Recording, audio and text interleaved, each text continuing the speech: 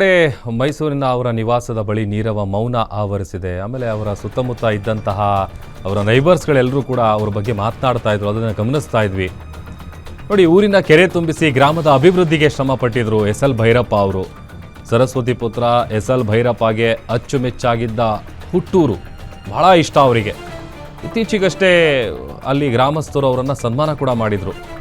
ಹಾಸನದ ಚನ್ನರಾಯಪಟ್ಟಣದಲ್ಲಿ ಪಾರ್ಥಿವ ಶರೀರ ಮೆರವಣಿಗೆ ಮಾಡುವಂತಹ ಸಾಧ್ಯತೆ ಕೂಡ ಇದೆ ಅನ್ನುವಂಥ ವಿಚಾರ ಗೊತ್ತಾಗ್ತಾ ಇದೆ. ಈಗ ನಾಳೆ ಬೆಳಗ್ಗೆ ಇಂದ ಮಧ್ಯಾಹ್ನವರೆಗೂ ಕೂಡ ಬೆಂಗಳೂರಿನ ರವೀಂದ್ರ ಕಲಾಕ್ಷೇತ್ರದಲ್ಲಿ ಅಂತಿಮ ದರ್ಶನಕ್ಕೆ ವ್ಯವಸ್ಥೆಯನ್ನು ಮಾಡಬೇಕು ಅಂತೇಳಿ ಚಿಂತನೆ ನಡೀತಾ ಇದೆ. ಅದಾದ ಬಳಿಕ ಅವರ ಹುಟ್ಟೂರಿಗೆ ಪಾರ್ಥಿವ ಶರೀರವನ್ನು ತೆಗೆದುಕೊಂಡು ಹೋಗಬೇಕು. ಆಮೇಲೆ ಭಾಳ ಇಷ್ಟಪಡ್ತಾ ಇದ್ರು ಅವರು. ಹುಟ್ಟೂರು ಅಂತ ಅಂದರೆ ಎಲ್ಲಿಲ್ಲದ ಪ್ರೀತಿ ಅವರಿಗೆ. ಇತ್ತೀಚೆಗಷ್ಟೇ ಸಂತೇಶಿವರದಲ್ಲಿ ಅಲ್ಲಿದ್ದಂಥ ಗ್ರಾಮಸ್ಥರೆಲ್ಲರೂ ಸೇರಿಕೊಂಡು ಅವರನ್ನು ಸನ್ಮಾನಿಸಿರ್ತಾರೆ.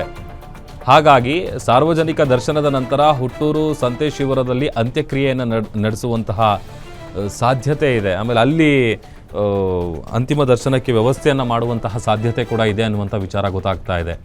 ಆಮೇಲೆ ಕಳೆದ 5 ತಿಂಗಳಿಂದಲೂ ಕೂಡ ಅವರು ಮೈಸೂರಿಂದ ಬೆಂಗಳೂರಿಗೆ ಬರ್ತಾಯಿದ್ರು, ಟ್ರೀಟ್ಮೆಂಟ್ ತಗೊಳ್ತಾಯಿದ್ರು. ಆ ಸಂದರ್ಭದಲ್ಲಿ ಅವ್ರ ಜೊತೆ ಇದ್ದಂಥ ಭಾಳ ಕ್ಲೋಸ್ ಫ್ರೆಂಡ್ ಜೊತೆ ಇರ್ತಾಯಿದ್ರು.